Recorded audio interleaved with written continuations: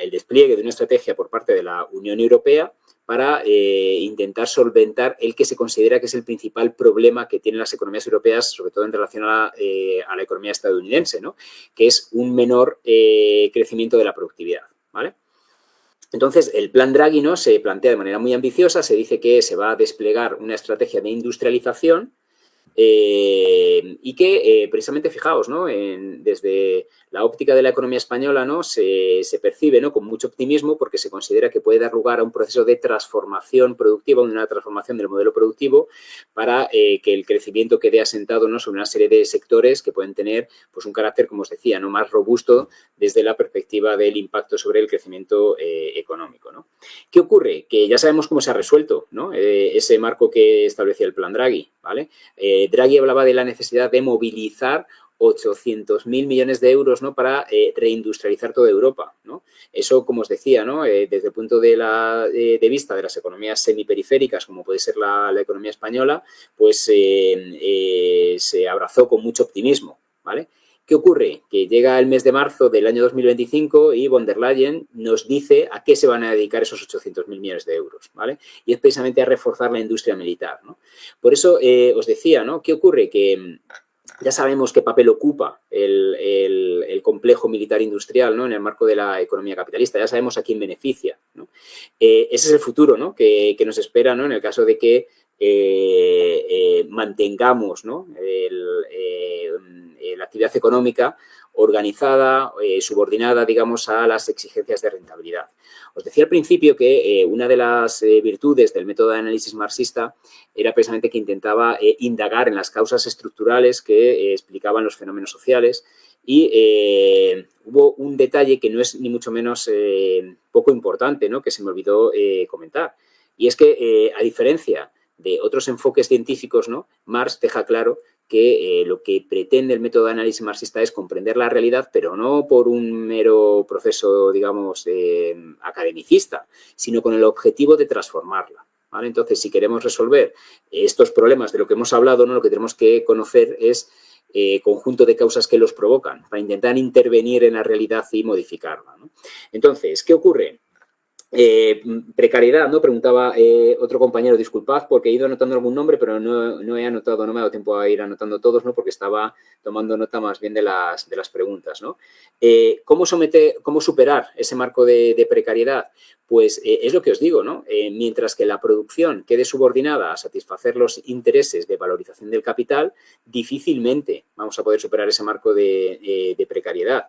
¿Por qué? Pues porque realmente la precariedad no es más que una de las principales vías sobre las que el capital ha sentado esa estrategia de ajuste salarial. Es decir, que hay una puesta en marcha, ¿no?, de una estrategia global desde la crisis de los 70 del siglo pasado para intentar abaratar, para intentar desvalorizar la fuerza de trabajo de tal manera que eso permita mejorar las condiciones de rentabilidad. Y una de las principales vías para conseguir eso ha sido precisamente la precarización de la mano de obra, ¿no? Entonces, ya os digo, ¿no?, por centrar el análisis, ¿no?, en el caso que nos ocupa hoy de la economía española, comparándolo, ¿no?, con el de aquellas otras economías de la región, no penséis ni mucho menos, ¿no?, que los trabajadores alemanes, que los trabajadores británicos, ¿no?, fijaos, los trabajadores daneses, ¿no?, la semana pasada se aprueba una reforma ya para ampliar la edad de retiro hasta los 70 años, ¿no? Es decir, que ese proceso de precarización, ese proceso de ajuste salarial es un proceso generalizado. Es verdad que el punto de partida, en el caso de las economías europeas, es bien distinto, ¿no?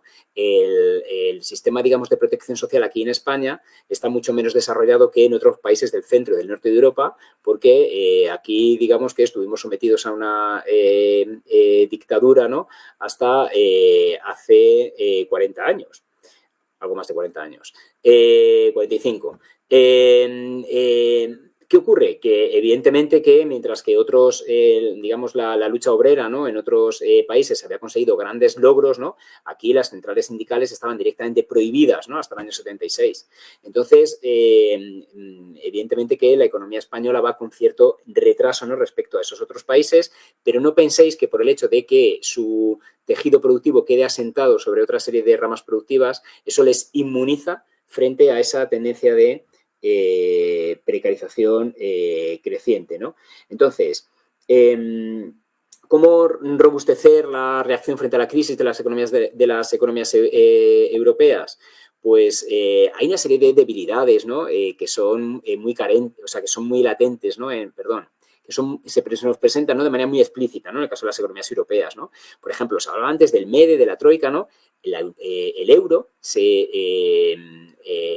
diseña, se pone en marcha sin haberse dotado de un mecanismo para enfrentar las crisis, ¿vale? El MEDE es un mecanismo que se improvisa en el año 2012. ¿Entendéis? Entonces, hay una serie de carencias, ¿no?, que evidentemente son más que notables y que explican, ¿no?, la elevada vulnerabilidad de las economías europeas, ¿no? Pero ni mucho menos, ¿no?, reforzando esas... o sea, no es una situación simplemente, ¿no?, de intentar reformar institucionalmente la eurozona para evitar las crisis, ¿no? Digamos que las crisis se desencadenan como consecuencia de fenómenos más profundos, ¿no? Por lo tanto, las posibilidades de mejorar la capacidad de consumo, ¿no?, de la clase trabajadora, ¿no?, que preguntaba alguno de los compañeros, ¿no?, difícilmente pueden conseguirse, ¿no?, en este marco, ¿no? El capital únicamente, ya os digo, ¿no?, permite esa posibilidad siempre y cuando no haya o no se superen, ¿no?, los límites de la productividad. Por lo tanto, claro que considero, ¿no?, que desde el punto de vista de los intereses, ¿no?, de la clase trabajadora, ¿no?, habría que reivindicar, ¿no?, mejoras de los salarios, teniendo en cuenta que hay una serie de límites objetivos vinculados a la propia dinámica de acumulación capitalista, ¿no? No sé si me explico, ¿no? Por intentar también hilar con esta última pregunta que hacías, ¿no, Pedro? Es decir, ¿qué impacto puede tener el salario mínimo, ¿no? Pues fijaos, ¿no? Por supuesto que yo creo que una reivindicación, ¿no?, de mejora de los salarios, como puede ser esta en concreto, ¿no?, de intentar instaurar, reforzar un salario mínimo, ¿no?, creo que es muy positiva, ¿no? Pero, evidentemente, ¿no?, tenemos que tener en cuenta el marco, ¿no?, de relaciones capitalistas de producción en el que tiene lugar, ¿no? Y, por lo tanto, las limitaciones, ¿no?, que puede tener una medida de ese tipo, ¿no? Acá, por ejemplo, en el caso español, realmente si uno se pone a mirar, ¿no?, en las encuestas de estructura salarial cuántos son los trabajadores que reciben el salario mínimo, pues digamos que parece que no estaría justificado, ¿no?, el rechazo que genera este tipo de medidas, ¿no?, por parte, pues, de las principales patronales, ¿no? Incluso, fijaos, el propio Banco de España llegó a reivindicar la supresión del salario mínimo para los trabajadores más jóvenes porque consideraba que era la principal vía para intentar luchar contra el desempleo juvenil, ¿vale? Entonces, como os decía, ¿no?, el porcentaje de trabajadores que reciben el salario mínimo es relativamente reducido, ¿no? Está por debajo del 5%, ¿no? Lo que ocurre es que en muchos procesos de negociación colectiva, que también preguntaba otro compañero por los procesos de negociación colectiva, ¿no?, os decía, en muchos de ellos, ¿no?, los salarios quedan vinculados al propio salario mínimo. Es decir, que más que establecerse un salario en la negociación colectiva a través de una determinada cantidad, ¿no?, lo que se establece es que el salario de ese sector será 2, 3 o 2,5 veces el salario mínimo. De ahí que la pelea por el salario mínimo creo que es mucho más significativa, ¿no? No sé cómo funciona ya en El Salvador, pero es mucho más significativa de lo que inicialmente podría parecer. ¿Tiene impacto en términos de competitividad?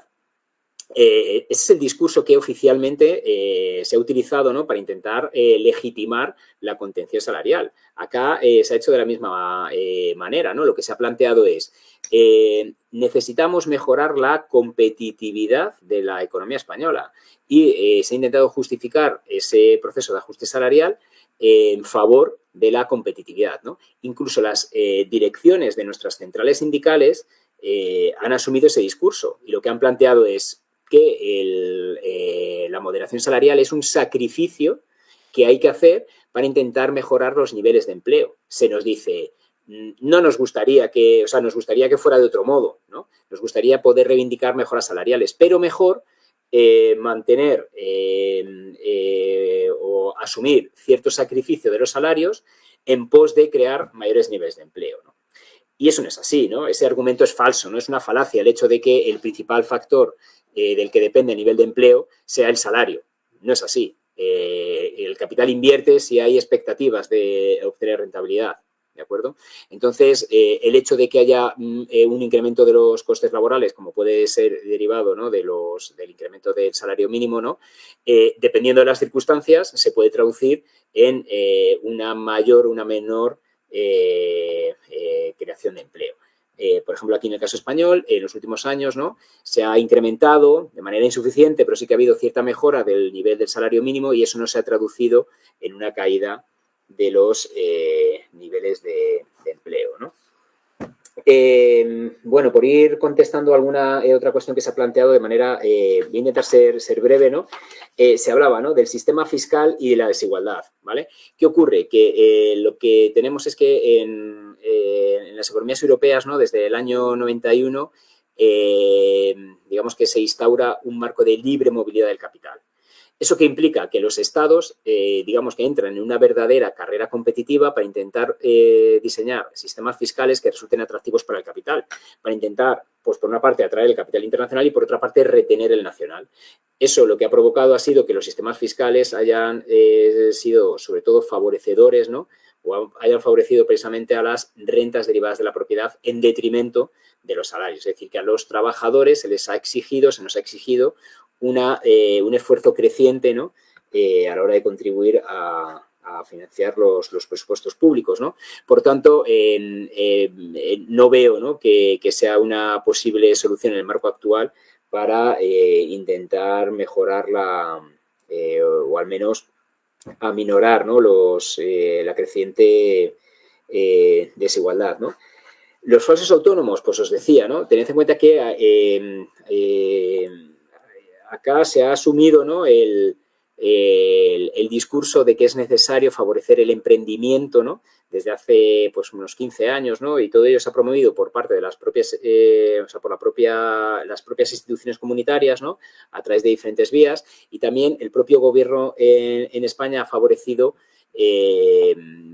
distintos mecanismos legales, ¿no?, para favorecer la creación de autónomos. ¿Qué ocurre? Que esto lo que ha provocado ha sido el hecho de que las empresas utilicen a los trabajadores por cuenta propia como una figura para enmascarar verdaderas relaciones salariales. Es decir, te contrato como trabajador autónomo para evitar el pago de la cotización social. De esa manera me sale más barato el contratar a trabajadores, ¿no? Y en este caso las cotizaciones a los sistemas de protección social recaen sobre los propios trabajadores. Entonces, esto también va en la línea, ¿no?, de otra pregunta, Hilo, que hacía referencia a cómo ese proceso de centralización, ¿no?, de la propiedad empresarial estaba impactando, ¿no?, sobre la propia organización de la clase trabajadora, ¿no? Entonces, fijaos, ¿no? ¿Qué ocurre? Que normalmente los trabajadores en las grandes empresas tienen una mayor capacidad organizativa que en las pequeñas, ¿no? Son más trabajadores, hay más posibilidades de que se formen incluso secciones sindicales en la propia empresa, ¿no?